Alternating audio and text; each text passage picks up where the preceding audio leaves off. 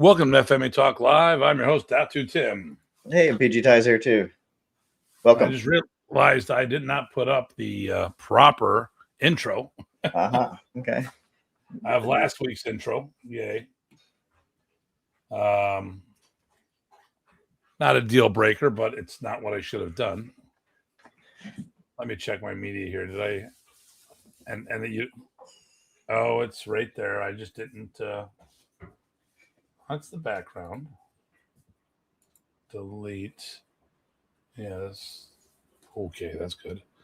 I'm going to put in the proper background, and I'm going to delete this, and I'm going to put in I'm going to redo this right now.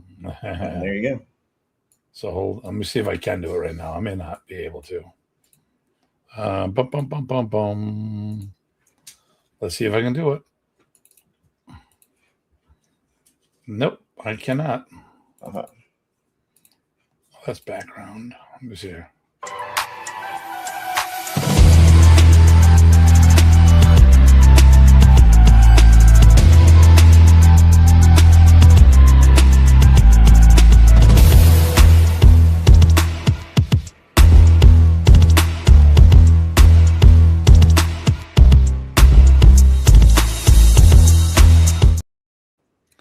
Yeah, there we go. That was the proper intro. Actually, I just wanted to run the advertisements for my private lessons online and my school again.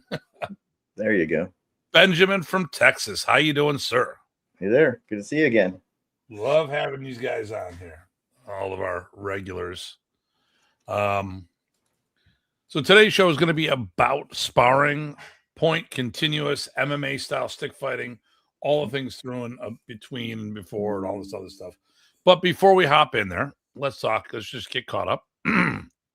So this past weekend, I ran the State Combative Seminar, which is basically FMA for the streets. It was very good. PG Craig and I, I should say I slapped the heck out of PG Craig. But he had the body armor, the Spartan gear armor, which is amazing stuff, which we'll do a show on this down the line, different type of training tools, and we'll do some video footage. I cracked him in the sternum. He came at me. I hit him in the sternum. I probably threw him back 6 to 10 feet, and it didn't hurt. It was great. I didn't feel a thing, but actually I dug in deep. I felt I did the shielding elbow. I did it to his face. Did it to the body, dug in through him. I punched him in the face, and he had the proper helmet. I'm rethinking elbows to the face a lot now, because I don't think you can aim them the same as a punch. I think it's harder because of the So and the other thing here is, like, when I punch you in the face, I get a lot more extension in, and the elbow only goes so far. Right. Punch, I move closer. This sticks out however much it is, and that's it. Right. So you gotta move in with your whole body, which is easier to see. Yeah. There you go. Rich Parsons from Flint, Michigan, and that's Tim Dobson from Metro London, Ontario, Canada. So that's a wide range right there. Texas, Michigan, and Ontario. Nice. Oh wow, we got some new things here. I can create polls on this now. There you go. Well, that would be perfect for this topic. Yeah. In case you're wondering, with the intros, we're doing stick sparring with MMA style, continuous, break for points, that kind of good stuff, and maybe everything in between. And for those, I'm going to just pop this here so you can all still hear us, I'm assuming. Yep. Can you hear me, Ty? Yep. So this season, we've gone in a completely different route as far as our advertising. So this is our little graphic. That is PG Ty in the circle there without hair, and I'm the one with the white spiky hair. I think that looks like you. It made me look a lot better. Looks like Johnny Quest's dad almost. There we go. Oh, no. Well, you mean Reed or Bannon? I can't remember his name. Yeah, Johnny's Quest. That was the bodyguard. That wasn't his dad. Oh, okay. All right. The guy with the white hair. You know, actually Bannon Reed. I was gonna read Bannon. I was gonna dress up for like him on Halloween once, but no one would get it. I wear like light blue jeans, really pale blue jeans, and a red shirt and a bandana. No one would get it. Like, who are you? Right. So, and I didn't realize how racist that show was at times. Right. Haji. All the old shows. All the old shows.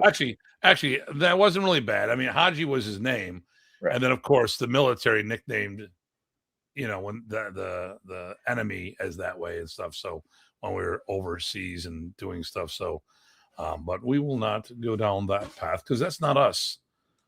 I don't need to make racial slurs to make fun of people. That's right. I'm very creative, all on my own. I think they should be tailored for the individual. So, and so Friday we filmed. So my social media company flew up so Craig got there Thursday. Friday morning, I went to the airport, picked up the social media crew. We filmed some school ads. So I'm going to start using them to promote the school. Just got to, you know, and then here's the big one. We did 60 videos on top of that before I got done. And then I had a kid's lightsaber party for the school. And then we did the seminar. And then I had some other functions I had to get ready for. So huge weekend, very successful. A lot of things happened. Very good. Just really, really busy. Yeah. I'm looking forward to some of the content. I'm calling some people out on the internet who have been doing some body shaming of people. And I just, I'm not down with that. And one of the people that the person in question, the target is someone I don't like. I really don't care. But it's the fact of the matter is, it doesn't matter if I like this person or not. The victim, the person being bullied, you know, if I'm going to stand up for one person, I got to stand up for all. I can't be hypocritical and say that's okay because I don't like the person. And it just ticks me off. I mean, I've had people come at me for body shaming. I'm like, and I'm nowhere as big as some of these people that they're going after. I'm not happy about my body, but you know, multiple car accidents, you know, 60 years old, different things going on. Not making excuses, just, you know, these are all different factors, and you know, it is what it is. You know, I will never judge someone. I mean, I look at people and going, how the hell do you get that big? You know, and I'm pretty big to begin with. So that being said, I don't say that out loud. That's an internal voice speaking to me. I would never say that to anybody, you know. When I was young and stupid, yeah, we all said stupid shit when we were kids and stuff like that. You know, but no, not at all. That's, you know, not cool. So some of my content will be geared towards that. We'll see how well it comes out. All right. So 3 more comments. Let me see this. Matt Jones. So we got Connecticut in the house. Oh, and wait a minute. Does sparring does sparring a confidence thing? You know, well, we'll talk about that. And then okay. Okay, that's cool. Where are you from? Is it one of our Filipino friends? Well, no, I think they're in the States. I can't remember. I could be getting people confused. Yeah, I mean, I'm well, and maybe they'll tell us hopefully. But yeah, when you guys sign on, definitely remind us where you're in from. Like a few people at the beginning, even though we know them. It's a good reminder. Lives in St. Louis, but from Manila. Okay. Okay. Very good. Yes. All right. So today we're going to talk about sparring. Now, listen, I'm going to make it real simple. First of all, I'm not trying to be insulting. I'll tell you what I like. Of course, I'll tell you what I don't like. I'm not, just because I don't like it doesn't mean it's good. It's just different.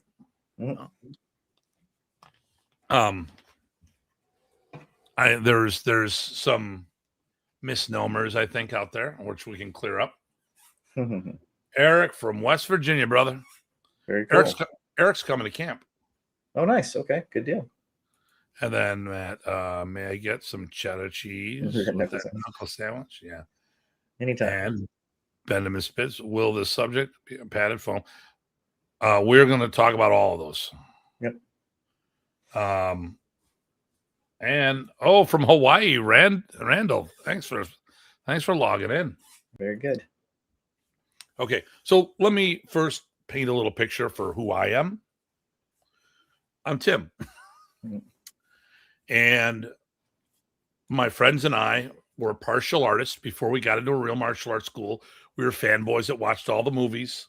And then someone bought some stuff from Asian World, and we sparred in the backyard before I ever really did martial arts. We did it with gloves, and then someone got some sticks. We hit with sticks. We fought with nunchucks. That was pretty stupid. Tonfa, size, you name it. Now, thank goodness we never got close enough to do any real damage to each other. But the fact of the matter is, this is the context. I'm a Gen Xer.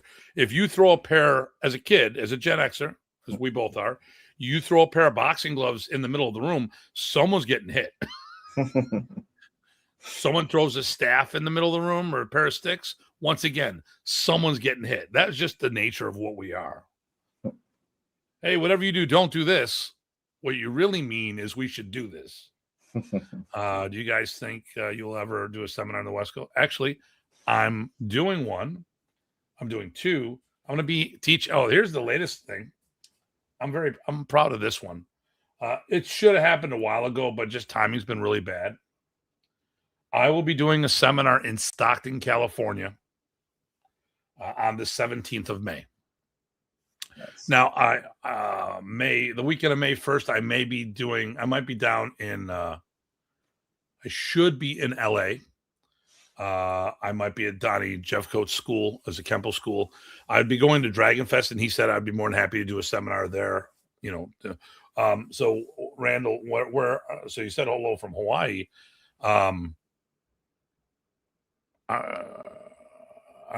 Would you fly to see us or see one of us? Is that with Guru Dan? No. I do stuff with the Kempo community, which, by the way, Danny Inisano came from the Kempo community. He was a Parker black belt, and actually, it was Bruce Lee was put together with him and Dan were put together via Ed Parker. So, just random fact there.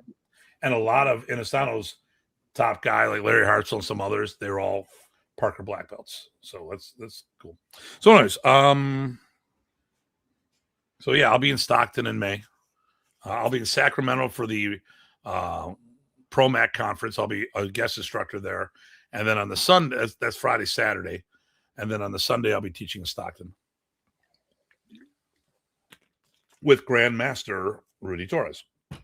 So anyways, so we did all that stuff. And my friends, when I went to school, in high school, I met a bunch of martial artists friends. So we used to spar all the time. Now, they were smarter. We didn't use weapons. We didn't use gear either. So it wasn't the smartest thing in the world. Smarter doesn't necessarily mean smart. And then I got into martial arts. And then we did live stick, no gear. And we didn't do headshots. And we went light, which became not so light. And we'd have a whole bunch of welt marks on us. And then eventually we got to the point of saying, we're spending more time healing than training. And then Bong Hernelas, who was one of the Datus in Modern East, I'm the last one. He was, I think, the third or the fourth one. I started working. I was a student of Remy's, and I met Bong Hernelas, who had his own system in addition to becoming a Modern East Datu for a while. He actually, he came to Buffalo and he had all this homemade gear. Like, oh, that's really cool. And then he left a bunch of stuff with me. It was hockey helmets, and he had these throat protectors put on it. I'm like, yeah, we don't need a throat protector. Once again, Gen X. Made some of our own padded sticks, which were PVC tubing, foam insulation, and a lot of duct tape, which when you put that kind of duct tape on, that quantity of duct tape, it really hit. It was a when I got to live stick fighting, which we'll talk about in a minute, I was disappointed on the weight of the sticks. They're much, much lighter than the padded sticks. I actually would prefer to do padded or live stick over padded when it comes to how many times you got hit or how hard you got hit. I think in some ways padded stick fighting is, depending on the stick, actually hurts more than live stick, and we'll get into that.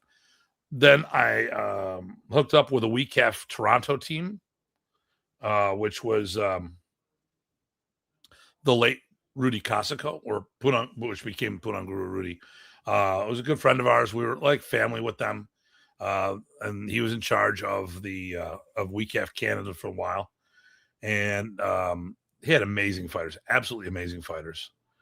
And then I started my own little league of tournaments, and then in 2024, I went to the Philippines and medaled in stick fighting, knife fighting, and in forms for WeCaf. So I've done the whole gambit. I've done minimal armor fighting, and I have the pleasure and the honor to say that I've produced the only black belt in modern arnis ever to become a full-fledged dog brother. That's PG Craig, who might be coming in closely, and he's nickel dog. Mr. Sean, I actually didn't know that I didn't get an invite. Although that doesn't mean that I would have had a there may have been a schedule conflict. Sean Kelly is, when I started hanging out in the Kempo communities, because rumor was a lot of Filipinos in Hawaii were using Kempo as a vehicle to teach their Filipino martial arts. And I went in and I started doing that study. And, if you talk to Huck Polanis, he goes, Tim, it's all Filipino. Don't let him fool you. That's his opinion on things. There's a lot of similarities, so much similar. And there's also things that are not anywhere close to it. Love it. I really like, if I wasn't doing my Filipino martial arts, I would probably be doing one of the Kempos out there, either American Kempo or Kaja Kempo, or I like the aggressiveness. So, but yeah, so that's my gambit. Ty's done stuff as well, and including being certified to judge WeCaf, because he was part of the East Coast, the East Coast Nationals for the team that I became. He didn't judge my divisions, but he was there when I qualified for Team USA, and I didn't even know I was competing for Team USA until I got there. I was like, wait a minute, I don't want to do that. I wasn't planning on going. Actually, I wanted to go, and it gave me an excuse to go. Yeah, but I mean, you were originally, hey, you were thinking you might not be able to go, so you didn't want to take a space from somebody who could. If I remember right. Yeah, here's my problem with WeCaf. Now I'm working with WeCaf at the moment, so the paradigm that myself and others are trying to fix is, generally speaking, the norm, not the exception. There are not a lot of tournaments in WeCaf. Not just tournaments to have tournaments. A lot of people use the WeCaf rules or model it after it, just like people who do Dog Brothers. There's a lot of people that copy that format, but they're not related to the Dog Brothers. But generally speaking, what you have in WeCaf, which is World Eskrima Kali Arnis Federation, which was created by Juni Cañete Doce Pares.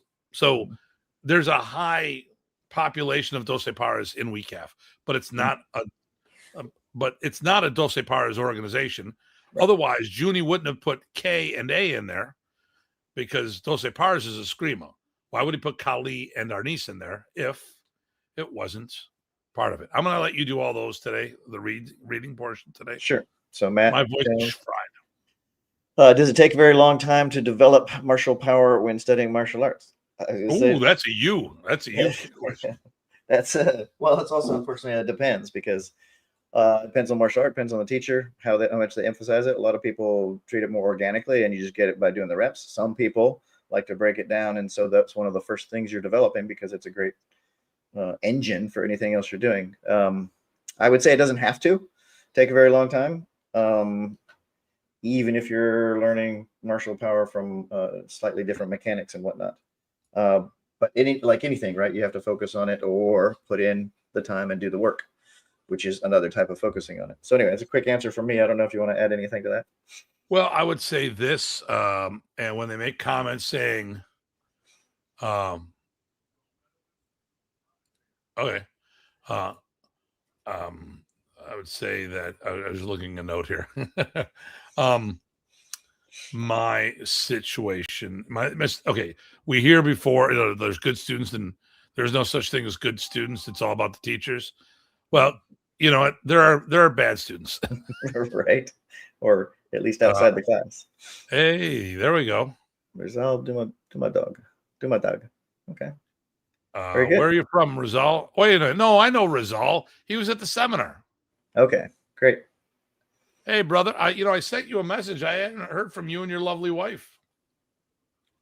Oh, he was at the seminar. Yeah, it was him and Natasha. Yeah. Okay. I didn't click on that. Good to see you again. That's funny. Yeah, he's laughing. Yep.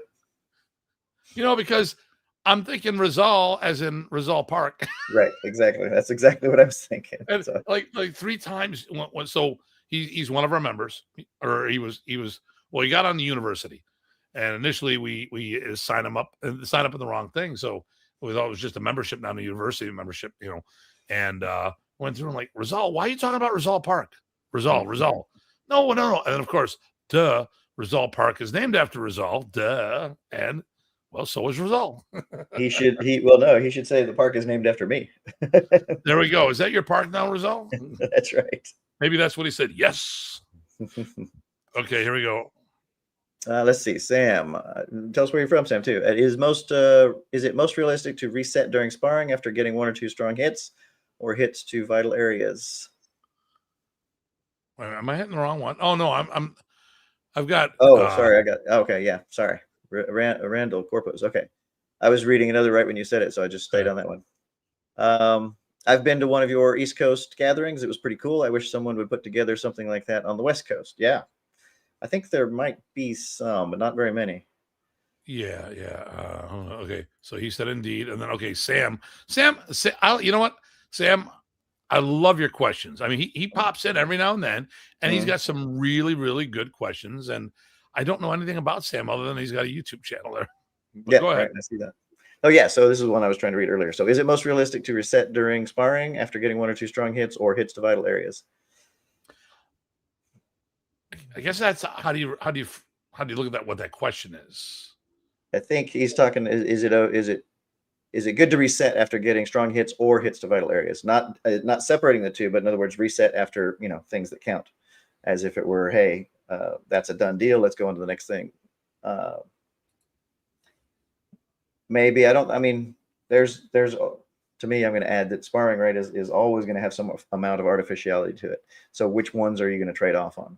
If you want to say, hey, I got good hits and it's done, then stop and reset so that you can see what the next situation can bring. I get it. Or if you want to do continuous to see how bad it can actually get, that's also good too. That's what I would say. But I mean, it really depends on the goal of the sparring and the preferences that people do, because there's so many different ways to spar.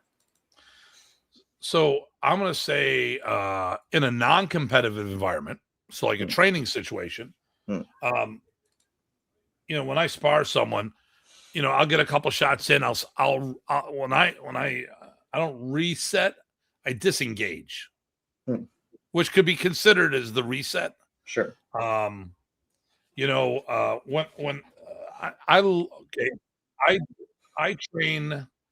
training. I like continuous. Competition, I prefer point, and we'll talk about all the different aspects of that. I already know where you're going, but yes. The thing here is this: if you want to develop good flow and combinations, you can't stop every time you hit the target. That being said, I also will, when I have my people spar, so I do non-competitive sparring. So I will just say, hey, listen, we're going to go back and forth. You're going to throw a couple combinations at me. I'm going to do the same. I'm going to try to hit you. Stop me. Okay. And then when you try to hit me, I'm going to stop you. And stopping means evade, block, deflect. I'm not talking about I'm going to hit you to stop you. Because you need to have your turn too. And actually a lot of professional fighters have gone this path. They're getting away from because if you're thinking the competitive, you win, you or I going to win, I win or lose sparring and training, you're afraid to experiment. Yeah. It's, so my idea of sparring is just like training wise is like, hey, listen, we'll go back and forth. And then what I'll do is we'll run the gauntlet. So, back in the day, we called it king or queen of the mountain. Whoever's on top of the mountain stays on top of the mountain. You come at me, I throw you off. When I fought the SCA, they called it a bear pit. Winner stays in. Okay. And it's first kill, first shot, first whatever. I love both when it comes to training. I think it depends on what I'm trying to work on that moment. So. Benjamin, so should sparring start at different ranges? Example, starting at corto instead of largo mano. Oh, I'm smiling because I have a preference. So what are we training for is the real question. I mean, there's too many answers. Now, I'm going to talk about Michael Herron. He does the Grandmaster Herron, the son of Leo, the late Leo Herron, has a team fighting program for a tournament. Tournament, 3-person teams. Okay. So we're specifically talking that environment. And one day I'm asking, we're talking like, why do you always start them so close? What do you mean? I go, you have them cross sticks and go from there. Doesn't that give? Oh, first of all, that gives one person the advantage if you're a corto fighter. Secondly, and more importantly, weapon fights, if we're both armed looking at each other with a weapon in our hand, what are the odds? We're not talking self-defense scenario training. We're talking both people are engaged with weapons. So why would you start there? And he was like, okay. So for me, I actually like starting in a range that you can't touch each other for competition. That being said, I have no problem doing scenario training where we start in all 3 ranges, or maybe my back's to you and you go, or it's back to back and someone says go, or we're laying on the ground, or we're kneeling in a position, or fill in the blanks, just to do things outside the box and work different scenarios. But what are your thoughts there, sir? Well, I was smiling because one of my pet peeves is that people tend to work often, not everybody, but there are some people that work close range only, and they never work how do you get into that range. So unless they're hijacked and you start out in corto range, if they're going to come up against something where they've got to work their way in, they're not so prepared. So I like to have some disengagement at the beginning in general. Again, probably like you said, for competition. But I don't like it when people miss some ranges and so they can't manage them. So if somebody moves that other range, now they're behind. When did we start talking about Brazilian Jiu-Jitsu? There you go. Oh, I had another thought on the legal though, or not on the legal. It was a legal thought about the hey, is it more realistic? So on the street, right? If you get them and you take them out and make them no longer able to fight, you can't keep going. So continuous doesn't work in that case. You're to become the bad guy. So in terms of realistic, that's a whole nother consideration as the legal aspects. But in a war situation or life or death struggle, right? You want to make sure they're out for good so that you don't have to worry about them. Like in those movies that we see where they double tap or whatever. That's great too. And that's realistic in its own context. Anyway, just a couple of quick thoughts I had on the side while we were talking. No, I think that's really good. And that's what's cool about our show, because we will a lot of times Ty's comments inspire me, and I'm assuming the same vice versa. Absolutely. And if not, he's going to agree with me just to make me feel better. But except for I disagree, and then I'm teasing. Damn you. So funny thing, I saw this Wing Chun guy who's goes after BJJ a little and all this other stuff. I'm going to be on a show. Yeah, okay. And we're going to have him on our show because he's busting BJJ chops today. And it turns out he watches us. Okay, cool. So we're gonna just a random thought. Just random thought. Okay, that's cool. Small world. Yeah. So, Ben, I think depending on what we're doing, especially for sport, I think you should. Once again, I'm not trying to make fun of BJJ. No, but okay, what's the big argument against us and BJJ? Or my rants. I'm pointing out something. So most of the schools that do Brazilian Jiu-Jitsu that I come in contact with, I clarified it, that I come in contact with are competing in tournaments. Tournaments in an artificial situation. There's it's not legal to punch or kick. It's not legal to have multiple opponents. You are not cold cocking somebody. You are not using stuff in the area. You're not hitting with multiple opponents. So it's a very sterile situation. Once people got used to BJJ, and hi, David, love having you back. Hi, all right, David. Once they got used to doing BJJ stopped winning. Okay. When they regulated the UFC or MMA as a whole, when they put rules to make things equal, fair, BJJ all of a sudden started. And I will say this, if we're talking about this, the other problem with the BJJ is, with the Gracies, they owned the show. They picked all the fighters. The one person who they didn't pick anyone of any real that's any good. The only person that got in there while Gracie was still around was Severance. He was the only person of any real talent. I mean, it was just a little bit more than a tough man competition, or actually not more. Jason, how you doing, brother? PGJ, great. Good to see you. So if we're talking about, once people got used to the BJJ game, strikers were dropping Brazilian Jiu-Jitsu stylists left and right because they didn't have those long-range skills. I say, well, look, they have this kick. They have that kick, but they also don't have tie kicks. They don't have the specialists that did this. So, okay, go ahead. Here, From Matt. Oh, I know. In Tim's art, you need a weapon, but in BJJ, they are the weapon. I think I saw that one. Okay, sorry, Tim. LOL. Yes, Jerry made fun of me on that one. But, I like Jerry. Obviously, he doesn't watch my stuff because I always talk. This is what I have 24/7. So, hey, when you getting to Buffalo? By the way, it'll be Thursday evening. Hopefully, no later than dinner. But it depends on this house stuff. It looks like they're going to finish early though. Okay, Shamrock. Shamrock. See, now here's the thing about Shamrock. I think he was in on it, at least at the beginning, because when he got choked, Shamrock was a shoot fighter, right? And he's not used to getting choked. That doesn't make sense to me. Or am I missing something? No, you're right. It doesn't make sense. And then, of course, he went on to professional. Then they had a rivalry later, so right.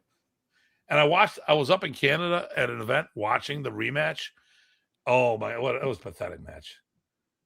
Shamrock was complaining about a groin kick, and then Gracie choked him out. Yeah, here we go. All right, Sam, did the Prices brothers ever mention about what techniques they learned from people who fought in guerrilla warfare or on the battlefield? Let me say this.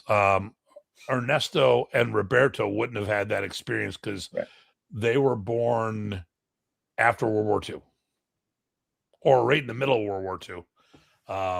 So they wouldn't have had any of that. And Remy, of course, did watch some of that training with his grandfather training the guerrillas. Yeah. So Sam continues on. Within Modern East, is the original Prices family system preserved as a separate identifiable module, or has it been fully integrated into the curriculum across all ranks? I don't think anyone.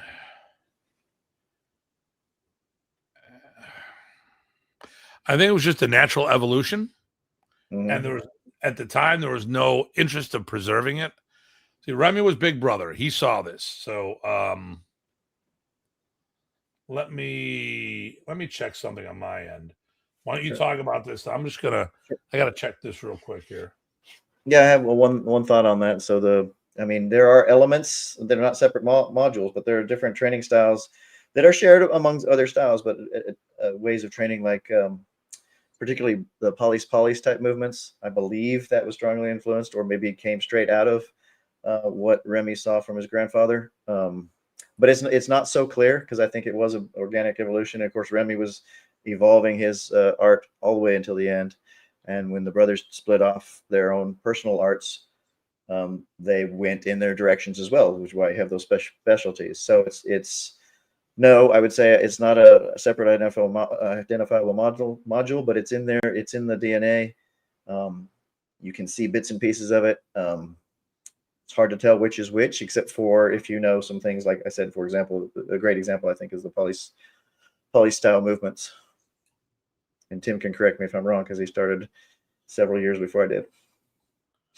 I mean, so as far as I know, the police is the family art.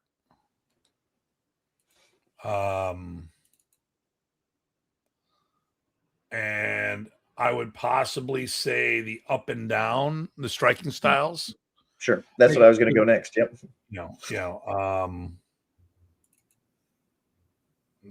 I'm still. Some modern race people call those the traditionals, which I know some people don't like. The Combatant people call it, the Europeans. Okay. So, and here's the thing: the modern. This is a rough one. All right, so modern Ernesto for the longest time was using the same name as Remy. Yep.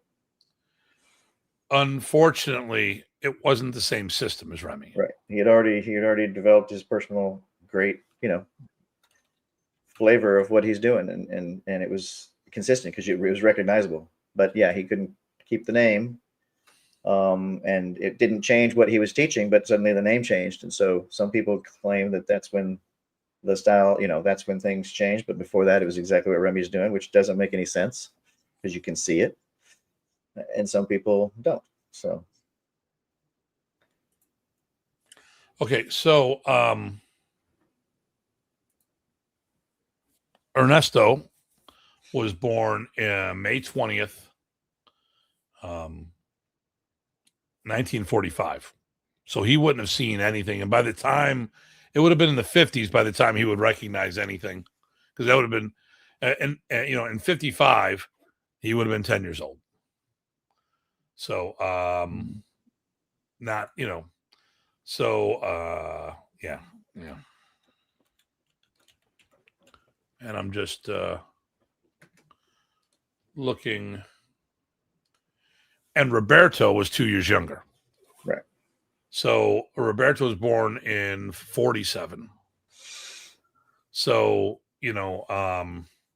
Remy was born in 36.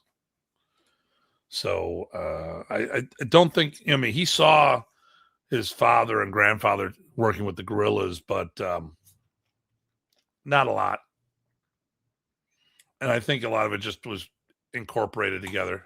Yeah, I think it inspired him and gave him that love for it, rather than teaching him a whole slew of everything.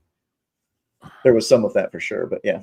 Let's see. So Jeremy says, that's why it was such a testament to the Gracie style. The smaller man was able to overcome experienced pancration fighter. Also back to the earlier stage of conversation. I still, listen, I'm training. I've been training. I was the guy that brought Brazilian Jiu-Jitsu to Buffalo first. So when I say this, and it's not about, if I would have done the studies like I should have, I would have been black belt years ago. I would have been the first black belt in Buffalo because I had that much head start on everybody else. But I didn't prioritize it because I there was things, issues. I remember watching the UFC, all of the UFCs live. Hell, one of them was here in Buffalo. The problem I have with it is that it was fixed from the beginning.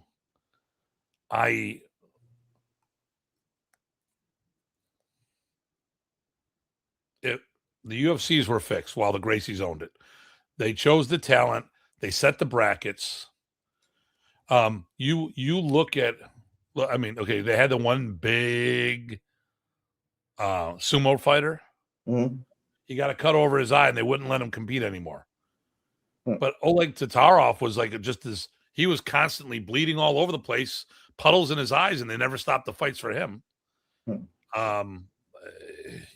You know, I only watched the first 5, and after that, I admit that I the Gracies were gone after that. You know, after the first 5, okay.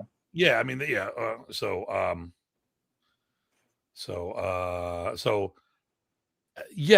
Yes, it was. I mean, you know, Gracie fought all these different people. This tournament style, I'll give that. But the rules were made by them, and the rules were made to benefit them. And all things weren't equal. And no, you know, not nobody, but people really hadn't looked at that kind of fighting before. Yeah. Well, think about this. Why they asked Gracie, "Why'd you wear the gi?" Because no one punched me then. They'd grab me. Once they unified the uniforms, things changed. All right, here we go. I got a couple comments here. Sure.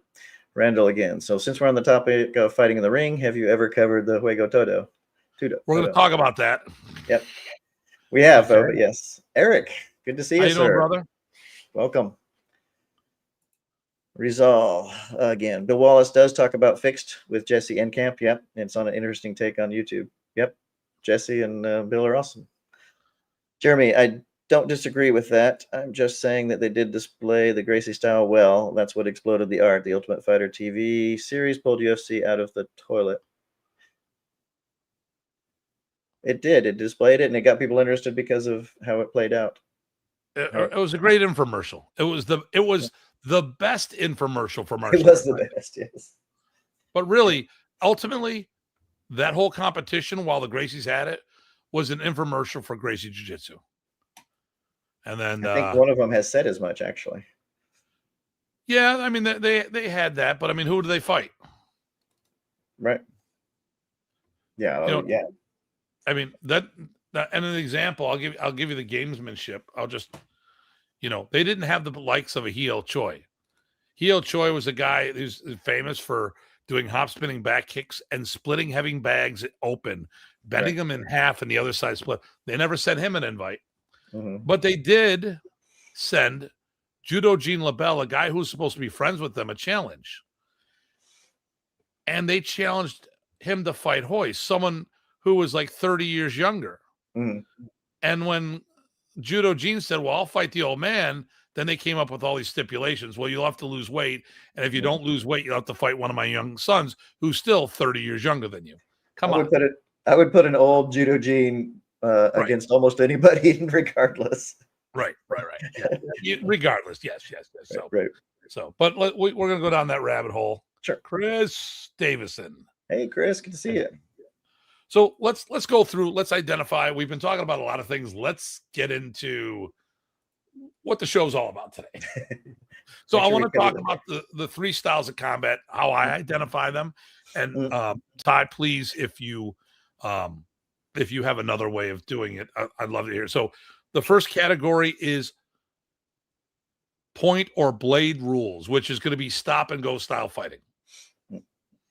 The second is continuous, which is going to be more like a boxing round. Well, it will be like a boxing round.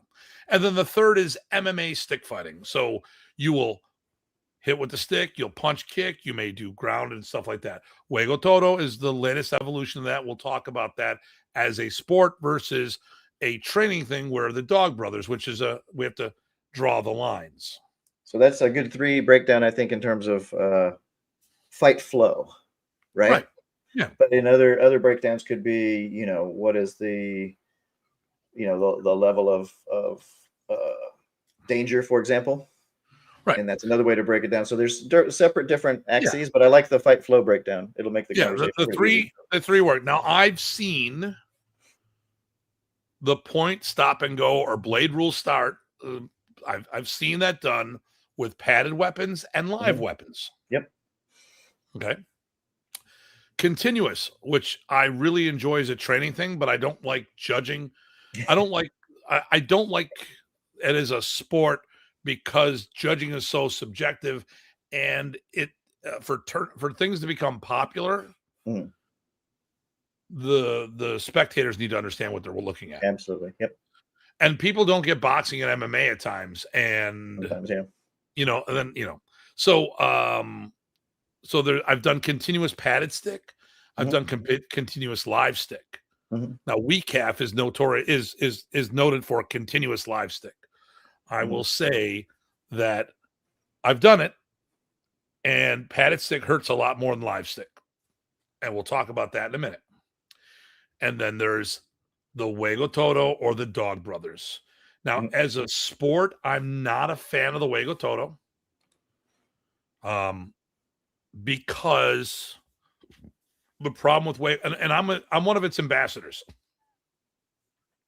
I'm an international ambassador with Hueco Todo, and with Papa Dog, he and I had a good conversation. Was in the Philippines last, and as far as the amateur rules go, I think they need to rework them a little, because they use a padded stick, and unfortunately, so we'll go right in the Hueco Todo. We'll go right into this. So. Yeah.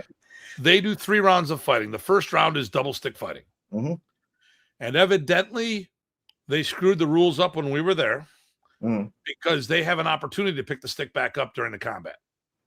Okay. So that would have changed the first match. It would have, yes. Second round is single stick and punching. Well, actually, you can okay, when you do double stick, you can still kick. When you go to single stick, you can also punch, because you'll have a hand that's free, or one not just punching with the stick in your hand, but actually throw that cross, and then you can grab and go for submissions and stuff like that. And the third round is MMA. So no gear. I mean, you're doing it. You take the helmets off. You do an MMA match. Right. No weapons. Here's the problem. I could win rounds 1 and 2. And if Ty taps me out in the third round, he automatically wins. And people sit there and say, well, yeah, but he tapped you out. I go, but the thing here is, if he was not wearing a helmet, would he have survived round 1? Right. And we saw submissions being done in the single stick fighting. But what was the cost of that round? What was the cost of that submission? Right. And personally, I think the competitor who executed the submission, if it was a live stick with no helmet, may be in a coma right now. Right. Yeah. No, so if, in case you don't know, this was in Maryland, and I was one of the judges. Tim was there watching the whole thing. I judged too. That's right. Yeah, I was one of the judges. Right. You were in the center judge there. Yeah. Yeah. But it was we were right in the mix of it, and it was a learning opportunity, which I think they did take well. But it's got some of these problems that Tim's mentioned. So and no one wants to get hit with a live stick. Right. The only other one we wouldn't want to do is Emily and Shia, because they broke Craig's stick. No, that's right. So listen, I'm not against it, because we did another thing before Hueco Todo came out. I was a commissioner for Stick Fighting World. It was up in Canada, and they fought in an MMA cage, but they got rid of the chain links and made it acrylic walls. They called it the Tank, and they did one, and unfortunately after that, the Athletic Commission shut it down. And there's issues with that. So, but that was WECAF helmet, live sticks, or staff. You could do single stick, double stick, or staff. You got to choose. I will say, with the Hueco Todo, people did respect the weapons generally, except for, like I said, while they were doing a submission and getting bonked. But that is better than some. Yeah, I'm hoping it gets better. Listen, absolutely. It would be hard to get worse. And I'm not trying to say that in a negative way. They have a decent start. Yeah. And if they build and modify from that, it's going to get better. And they did have a great involvement. The crowd was enjoying it. They had a lot of hype and whatever. So, and if you need support, that's a great way to get it. So they will be able to improve and get better. Okay, I'm gonna talk about Ben. Give me a minute, and I'm gonna get on your two right after this. So here's the thing: what I recommended for amateur, because in the Philippines they use a live stick for their professional matches. What I recommended is they did do it as sports jiu-jitsu. Now, here's the thing. That is not Brazilian jiu-jitsu. A lot of people don't realize there was jiu-jitsu before Brazilian jiu-jitsu. Mm-hmm. And remember, Brazilian jiu-jitsu, BJJ, basically just judo. Okay? The Newaza, yep. It's the Newaza. It comes from that. Okay, it's we can all get into it should have been Brazilian judo is what they really should have called it. But that's another topic. So what I reckon in sports jiu-jitsu, Ernie Boggs was one that created, I think, the first version of this. You would punch and kick, you would throw, and you would do groundwork. Those were the 3 stages, and you couldn't skip, so you couldn't pull guard. If you were going to go on the ground, you had to throw someone on the ground. Punches and kicks had the same point value as submissions. Now, someone's going to say, well, why would you do that? Because a punch and kick can knock you out. Mm-hmm. And once people got used to, and if you don't believe me, watch the UFC. Right. Oh, there's the things that people will swear up and down that they'll never work. And then guess what? They worked in the UFC. Huh. And people go, huh. So my thought was, you do all the phases. If you get a submission, you bring them back up. You start all over again. Everything has a point value. And here's what you got to remember. And I got to check. I don't know if this is the way it is in all. When you do the boxing rounds, or the boxing scoring system. And I don't know if this is for all, but generally I was told what we did in Hueco Todo, because I didn't know one way or another, that the points don't carry over round from round, which is weird because when you hear the end of a fight, like an MMA fight or boxing match, mm-hmm. with a split decision, the total score of this to this. Right. Well, then why do you have the total score if the points don't go over, if they're just trying to figure out who won the round? Now, if round 1, right, the 10-point must system, mm-hmm. right, there's a 10-point must system. So when you're using the 10-point must system, at least the way we had guys that were boxing and MMA, Mikhail, mm-hmm. Yeah, Mikhail. He runs MMA fights in California. Mm-hmm. So I didn't know this until that weekend. I thought at the end of a fight, all the points are counted. And what they're saying, no. All the points decide the round. So if you have a close round versus a big discrepancy round, it still doesn't matter. You won the round no matter what. So if I won 3 rounds and you won 4, no matter how big these things are, you won more rounds than me. So then I don't, and I guess the only reason why we're doing the 10-9, 10-8, 10-7 is because maybe not all the judges agree with us on this. Or there's some deductions too. There was penalties, yeah. There are penalties. So so for me, if I, like I said, if I win 2 rounds in a row, there shouldn't be a need to go to the 3rd round, if all things are being equal. And then a WCAF does that with their continuous, but they say, well, there's the 3 disarm rule. I'm sorry, if you would have killed the guy in the first 2 rounds, why bother doing the 3rd round? Because then if the person gets those disarms, why couldn't he get him in the first 2 rounds? At what cost? I judged a tournament that did continuous with padded sticks up in Canada. Mm. Oh my God. This one guy, he pulled his shirt off. It was purple up and down the left side because he was just doing this to okay. He was doing this to get this one disarm. Yep. It had to be all solid, a good 18-inch strip of black and blue mark. I mean, he had to have gone to the hospital afterwards. All right, let's get back here. Back to Benjamin, yeah. Can the use of safety gear give a false sense of security, allowing bad habits and taking risks? Okay, hold on. Keeping safety in mind. Okay. I'm just going to say yes, and Tim's going to say all of what we talk about. Sacrilege. All right. Do you want to tackle this one? Well, I would just go back to the respecting the weapon, right? So you can have lots of safety gear, and if people play seriously, but with a good recognition of, hey, the weapon actually matters, and not depending on the armor to keep you from feeling any consequences of your actions and holes and things like that, then I think you can have a good, maybe you can get around that, but it's going to be taking some discipline. SCA has this problem sometimes too, but once people realize that you're going to lean on this armor and then neglect everything because you don't have to feel it, then you've missed the point, I think. And it can give you bad habits, but it really takes some self-control and some people, calling you out, maybe making you accountable, which is, by the way, not persecution. I had to get that in there. Then I think, yeah, it can, but it doesn't have to. We've done all sorts of sparring, and a lot of it is, hey, that was a good one. Yeah, I got it. You got me. And moving on. That's totally fine. Okay, so I'm going to say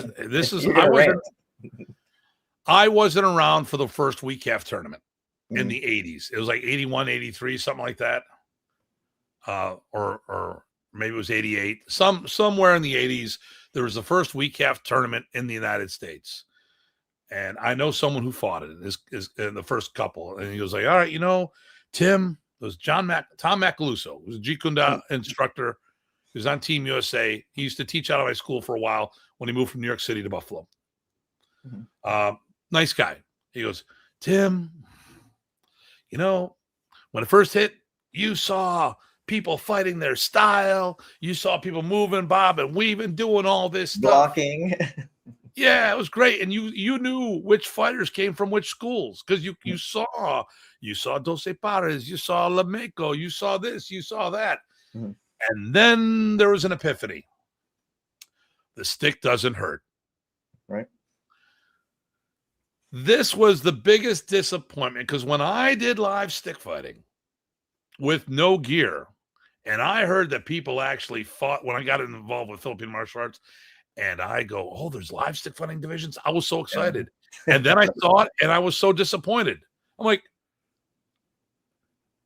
and I've had world champions say to me, Tim, and I go like, yeah, you do live. I only do padded. He goes, Tim, I've broke people's arms with a padded stick. Padded stick fighting versus live stick fighting. The more armor you wear, the less it hurts. Right. Or the harder to stick, the more armor. Bong Hernelas, a good friend of mine, one of the Datus, and I was at his wedding. He told me one day, Tim, I wear hockey pants. Okay, under his body armor. So that way, if someone hits me in the leg, I don't feel it, but I can do that wrap and hit them in the leg. And I'm like, so now you're beating someone because you have better armor than they do. And you can't do anything about it because there are minimum armor standards. But how do you say, sorry, you're wearing too much safety gear, and then there's an accident, and then explain that in a lawsuit? I mean, because ultimately, that's what we look at. I think the live continuous padded armor stick or padded armor, the live stick armored stick fighting could be so much better. Yeah. Rudy Casico in Toronto developed fighters that bobbed, weaved, switched hands in the middle of things and did it. And then I see a whole bunch of other fighters that are just a bunch of bruisers. Right. And once again, I don't think they should be rewarded for going in. And unfortunately, it all boils down to the referees. Yep. All the officials, if they reward that kind of behavior. Because, you can't blame a coach for training their fighters to win by the rules. Right. Well, the other guy's going in, so you have to. So a lot of times it becomes less about, so I took Ryan, who was in Cobra Kai. He was my star pupil from the ground up. Started training with me when he was 3.5. We fought in a week half tournament. It was padded and week half. Padded tournament, they were terrible judges. They had no clue. They were calling points on blocks and stuff like that. When they got to the live stick, they knew what they were doing. Ryan fought a combination of point stick fighting and continuous together. So he'd fight out long range. He'd bash, bang, bang, bang, back out. He'd hit the person 1, 2, 3 from long range, and the person had no long range game, so he couldn't touch him. He'd hit, move around. He would engage. Whether he won or lost that engagement, they'd back out. It wouldn't matter because he'd hit him like 3 or 4 times long range unanswered. So, Ryan was definitely the better fighter. And then we got to the final match. I go, end this thing in 30 seconds. and somehow the guy threw his arm out. I was like, what? But I was like, and we're like, what just happened? Well, Datu, you said end it in 30 seconds. Like, yeah, and nobody did anything to him. And it wasn't like he was just swinging way too hard and all this other stuff, and it just fell apart. But I think live stick fighting could be done for like weak calf style fighting, whether it's weak calf or not. It has the potential of being phenomenal. I just don't think a lot of athletes or their coaches train them to be that good.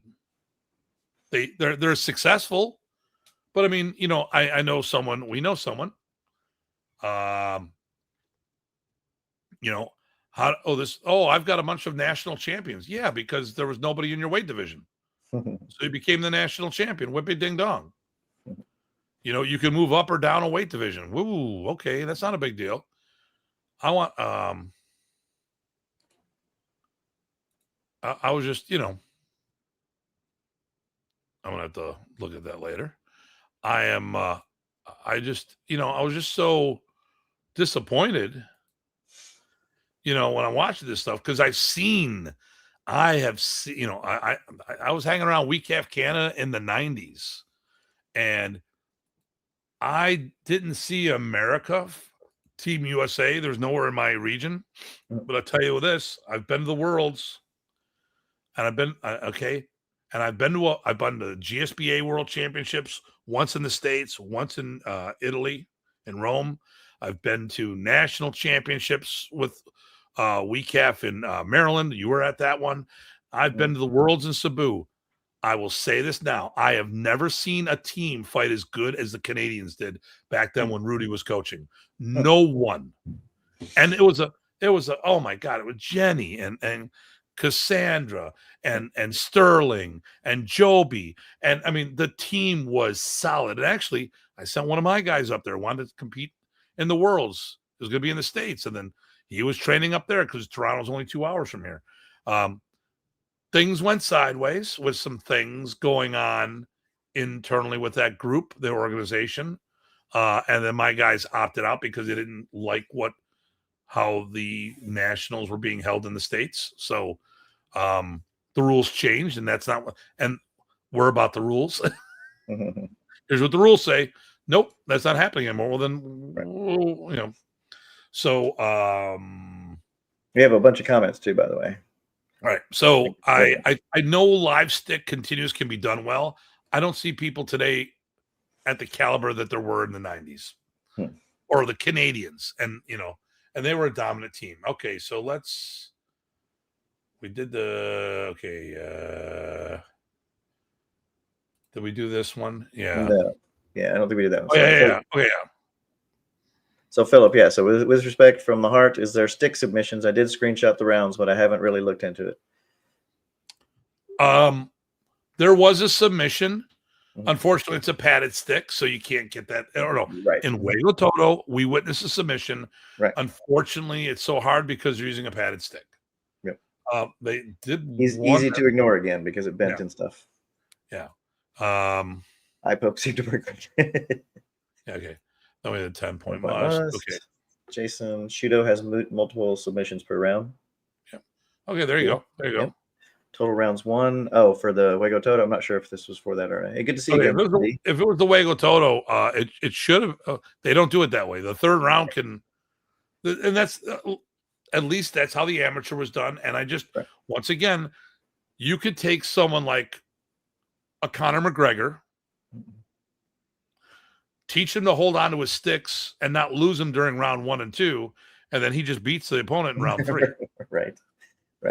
So I mean that's but you know what? It's growing, it's new, it's gonna get there. And I will say this: they listened very intently to all the stuff I was telling them. So I have to have a follow-up meeting with them and say, is Shia a good teacher?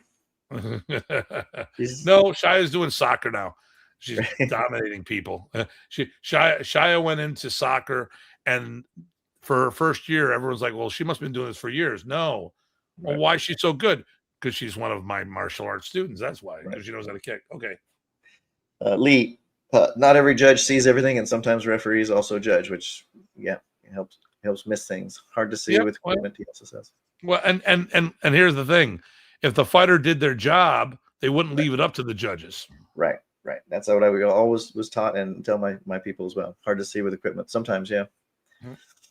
Chris, accountability not equal persecution. Best quote I heard today. I stole it from Joey Swole, but yeah, that's one of my things that we can't stop saying because it's so true.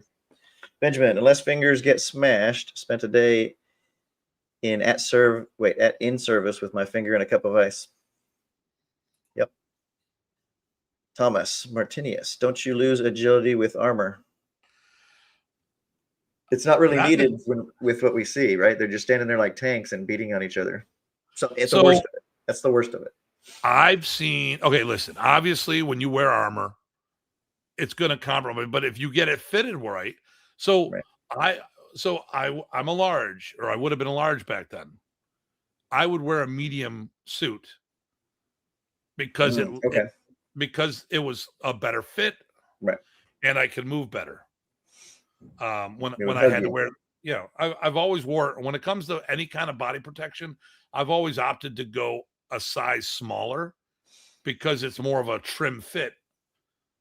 And anyone else could have done that, but then they're also wearing hockey armor pants or the hockey pants, and but I said Team Canada bobbing and weaving underneath the shot. Nice. I'm like, whoosh, where'd the guy go? I mean, that's great. Respecting the weapon, yeah. Old school karate 5-0, karate bell Hawaii 5-0, awesome. First time viewer here, interesting live stream. I'm a beginner in stick training. Great job, guys. Thank you. And let us know where you're from. But thanks for dropping by for sure. Are you from Hawaii or are you Mr. Popo like my dad was? Right. Benjamin again. At what point should a student be introduced into sparring? I've done it day one. Right. Sometimes day one. Yep. And here's the thing is, if we happen to we're a padded school. Padded stick fighting is cheaper and is a safe way to get. Actually, I will do weapon fighting before I do open hand fighting. Because the thing here is, with a padded stick, you can hit fairly hard. If I hit you with a good cross, that is going to hurt you more than a heavy stick shot. Not that won't hurt, right? But I could give you a concussion more than with the padded stick. Well, I have a way of introducing. Sometimes we'll start people with hand sparring, right? So you got a stick, I got a stick in my hand, and a padded stick, and I go for your stick hand, or vice versa. Targeting sparring, and that people will suck them in, because some people are pretty leery. I get it, or they maybe have never done anything like that before. It's a way to suck them in, because it's pretty fun. Yeah, I definitely like a lot of times what I'll just do is I will grab the person and they'll spar me. I don't want because I don't want them left out. Yep. So it was just like, hey, come on here, hang with me, hit me. Okay, I'm going to touch you. Once again, non-competitive sparring. We'll get to competitive later. Yep. Chris, live stick was interesting at the last Le Bon Laro. Yep. Philip for padded. Okay, so yeah, he was asking about the stick strip submission. Yeah, if it's live stick, there's lots of submissions. A lot of times, Dog Brothers has a lot of submissions. And the sticks, because they use them from this company called Sticks from the Philippines, which were you there when we visited the one time? Maybe. I may have been with Fred. Yeah. So it is a rattan core, but it's such a thin rattan core. Right. It's really not. It bends. Flexible. Yeah. Marty Millsap. Hey, brother. Hey there. He messaged me earlier today, if I'm not mistaken. Okay. Very good. Jeremy, -4 to agility, +6 to constitution. Probably more like +10, maybe. I'm going to roll the dice for initiative here on this one. There you go. Envisions Datu squirming into medium armor. Ooh.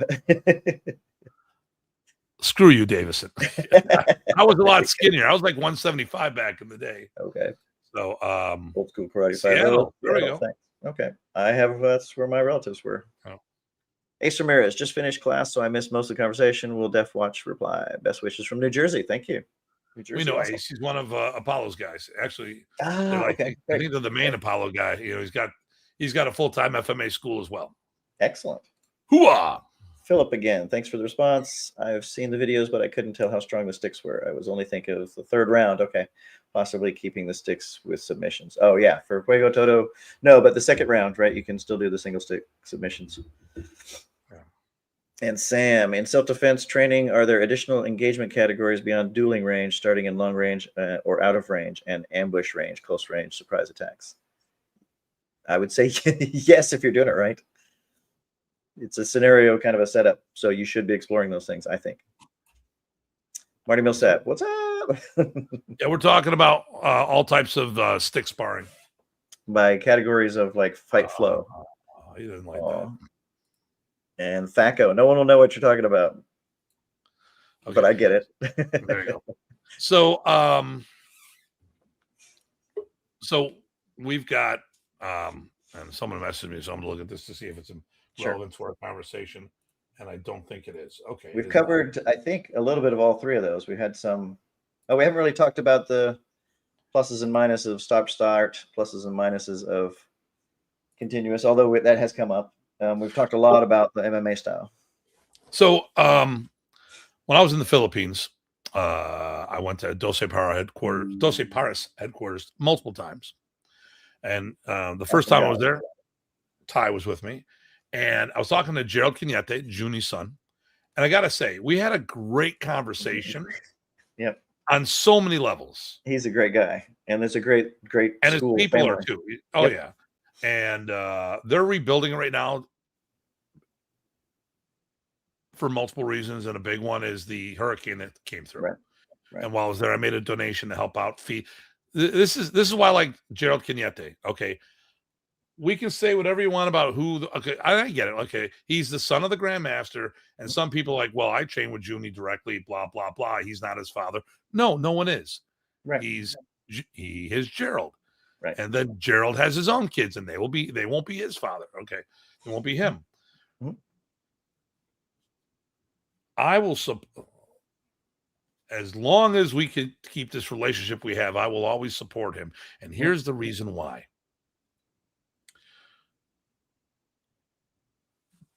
The typhoon hit. I was there for Bobby. I was flown over for Bobby's camp. I was staying at a different hotel, but he was going to be at the mall. I'm like, oh wait, we're at the mall. Let's meet. It was a different mall. I got a Grab, which is their Uber. It was only 5-10 minutes away. I went to the other mall. I met up with him. And then he drove me around. He said, hey, listen, I'll drive you back to your hotel. Want to stop by the school in the house? Yeah, sure. Well, he had to because he was dropping off his kid and his wife,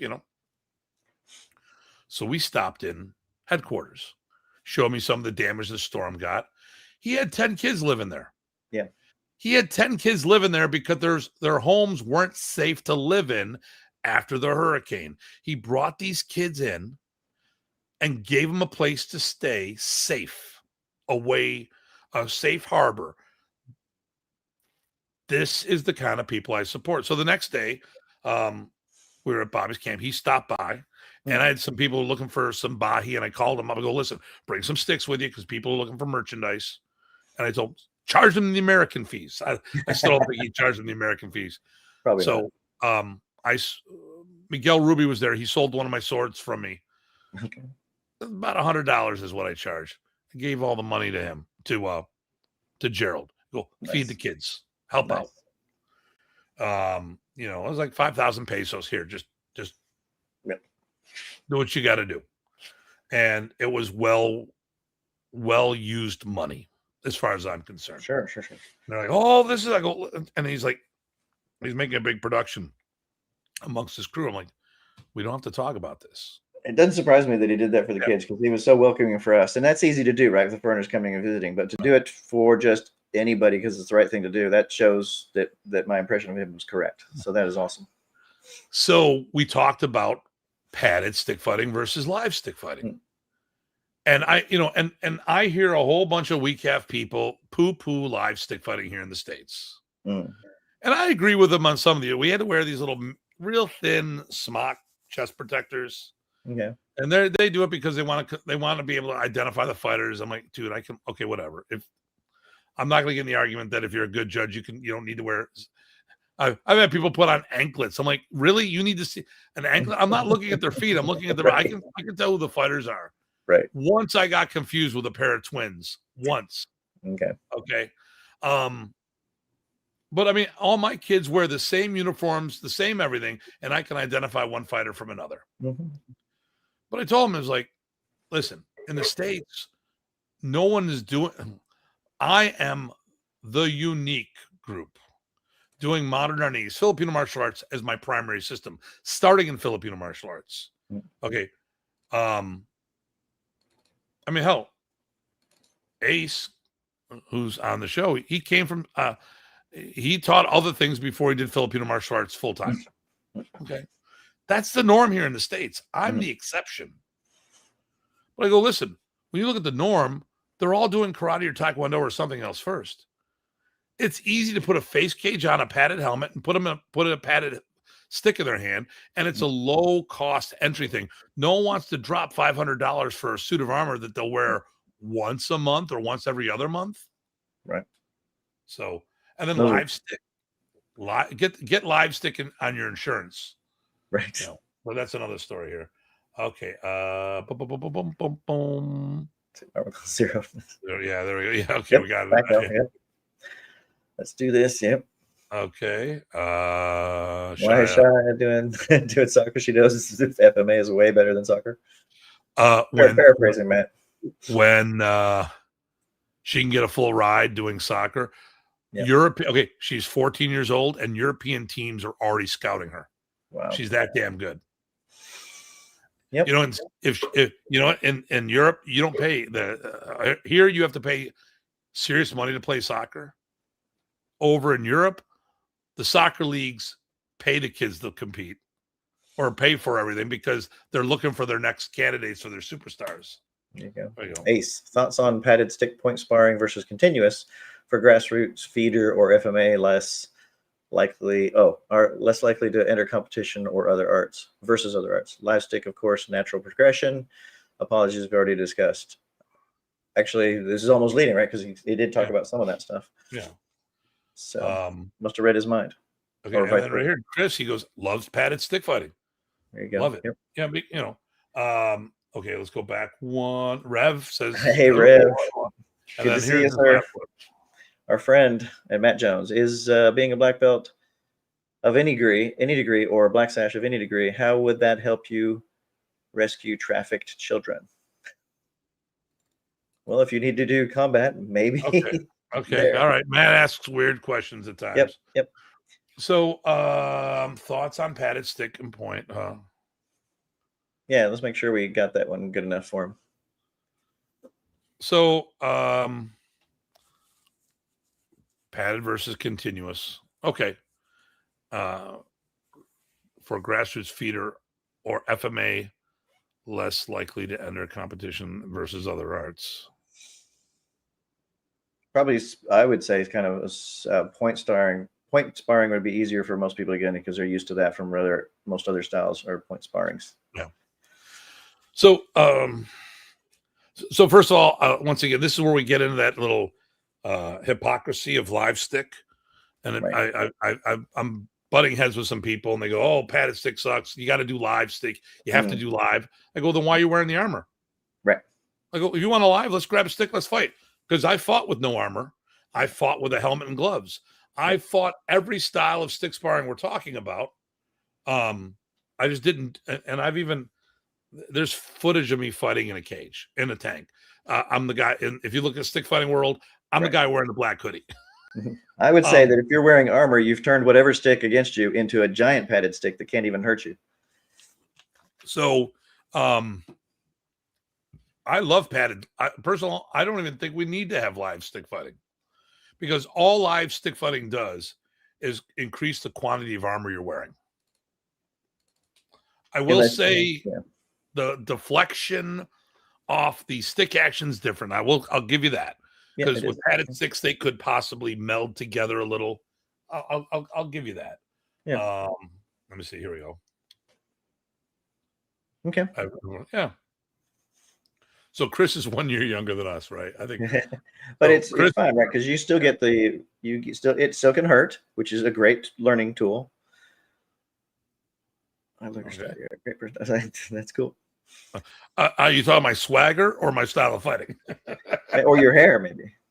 Maybe it's my hair. Since I can't do that. No. But you got your own little.